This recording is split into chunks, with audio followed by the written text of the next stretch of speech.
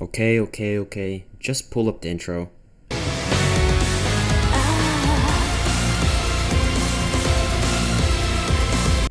Before we start, please don't like the video unless you actually like it. So, you already know headphones are all the way up. I don't know what I can say except let's go right into it. Let's go full screen. Let's play. Oh! Shoddy trifling. Damn, they got you with the jump scare already. Damn, alright, anyways. Let's just go right into it. Full screen. Headphones all the way up, baby. This happened when I was 15 years old. 15. My best friend Anthony wanted me to come over for the night since his parents would be gone all weekend. I rode my bike over and put it in his backyard before letting myself in through his back door.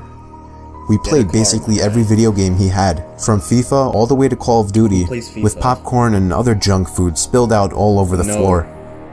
As the night progressed, we moved from video games to watching half a movie and getting bored, to doing prank calls at close to 10 o'clock. I already know where it's about to go down.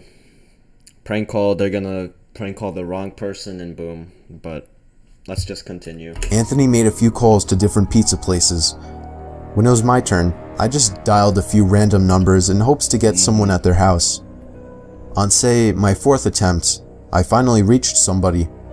A guy with a deep and rough voice picked up, answering with a yeah instead of a hello. What did I tell you? Anthony's laughing in the background made me stumble with my words mid-sentence, ultimately cracking up into laughter. I had never done a prank call, so I sucked at it. The guy on the other end was silent. This isn't good. I regained a straight face and tried to continue with the call. It went something like this. Sir, would it be alright if I borrowed one of the wheels from your car? What's your name, kid? My name is Bob. Really? You sure it's not Anthony? It hit me like a brick. I looked up at Anthony. That's when you know you gotta go home. Like, that's just when you know you gotta go home. Whose face was noticeably full of fear. I hung up the phone, not wanting to be on the line with whoever that was for another second. Anthony, who the hell was that? I asked him. I don't know, he told me. Does your caller ID info display your name or something? No, it shows my dad's name. We hopped on the computer and did some research, trying to figure out how it was possible to get someone's name through their phone number. It didn't make sense how he could get Anthony's name so quickly. He was way too young at the time to be on any of those personal information sharing websites. We ended up asking a question on Yahoo Answers, since no one had a similar experience. The question turned up no answers. I suggested he call his dad, but he said he wasn't supposed to have anybody over for the weekend, so he didn't want to call. Oh no. We planned on sleeping in the living room, so we just resumed watching the movie that we hadn't finished from earlier. Okay. Like, this is getting out of hand. They really need to do something, and fast. Right after the phone call had left my mind, me and Anthony looked at each other when we heard his front storm door opening, and then the doorknob to the front door began to turn. It only was able to turn about halfway before the lock restricted it. Anthony turned off the TV, and I went over to the window to see who it was. I spread the blinds open. There was a tall guy standing outside. He noticed the blinds moving, and turned to look at me. I practically threw the blinds back into place. Oh my gosh. Me and Anthony hid in the kitchen, listening for any more noises. What the hell? We heard the sound of the gate to the backyard opening, as it was right outside the kitchen window. Oh my gosh. God damn it, I said. I forgot to shut the back door.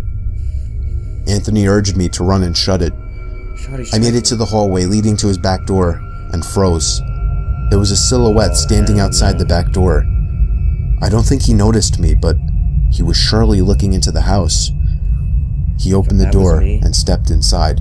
I would have booked it. I tiptoed to the kitchen and motioned for Anthony to follow me upstairs. We made it to his room as quietly as possible, pulling the door shut to avoid making any noise. We crawled under his bed. He had cloth covering the bottom of his bed, so you couldn't see anything under it unless you actually moved the cloth. The doors downstairs all opened, each one getting closer to the stairs. Thumps finally began up the stairs, and he was right outside the door now. I would have booked The door to the room opened. it. You can't book it anymore, but you know. I could hear Anthony's breathing. It was too loud. Footsteps moved over to the closet, and then the closet opened. I could hear the coat hangers being slid around as the fabric of the jackets and coats rubbed against each other. Footsteps moved over to the bed and stopped. I felt like my heart was about to explode out of my chest. Anthony's breathing was too loud. I had to cover his mouth with my hand. Nothing but silence in the room now. He knows it. We laid still for so Just take long. Anthony, dude. I almost thought he wasn't even in the room anymore. I moved my hand away from Anthony's mouth and whispered in his ear, "You think we can make a run for it?" He was about to answer when the most disturbing, memory-haunting scream I'd ever heard filled my ears as Anthony was seemingly dragged out from under the bed. I crawled out and saw him struggling with the man. I desperately looked around for anything to use as a weapon. Oh, I settled with the screwdriver sitting on his nightstand. I hurried over to the man and drove the screwdriver into his back. He let go of Anthony as he let out a scream of agony, giving us time to get the hell out of the house. Running onto the road would give away our position too easily. It would take too long to make it to his neighbor's house. Idiot kids, man. We dove for the tree line in the woods and took cover behind a bush, watching the house. Only place you can prank call. The back door opened as the man stepped outside, Workers looking are around the treated backyard. as anything about it. He then looked out to the woods. I felt his eyes pass me as he scanned through the tree line. It seemed that it was too dark for him to see us. Then, he turned his head back in our direction. I ducked behind the bush. "Joe, he's coming." "What?" "Dude, get up, we gotta run." He was right. The man was approaching us fast. How could he have seen us? We ran through the woods with the leaves crunching under us, giving away our position. When Anthony tripped over something, I crouched down with him, That thing's hoping so we had run retarded. far Just enough. book it. Screw Not it. even 20 seconds later, oncoming footsteps from the direction we were running from came fast. They slowed down only 2 trees away from us as we lay face down in the leaves. Moments later, the footsteps take off in another direction. We waited until we could no longer hear them and took off back in the direction of the house. While running, over the sound of leaves crushing and my heavy breathing, I could swear I heard leaves crushing from behind us. We made it back to his backyard, into his house, and this time remembering to shut the back door. We were now able to call the police. Anthony stayed on the line with them, while I patrolled the back windows making sure nobody was out there. It was so dark though, I couldn't see anything. So I did something that seems stupid today.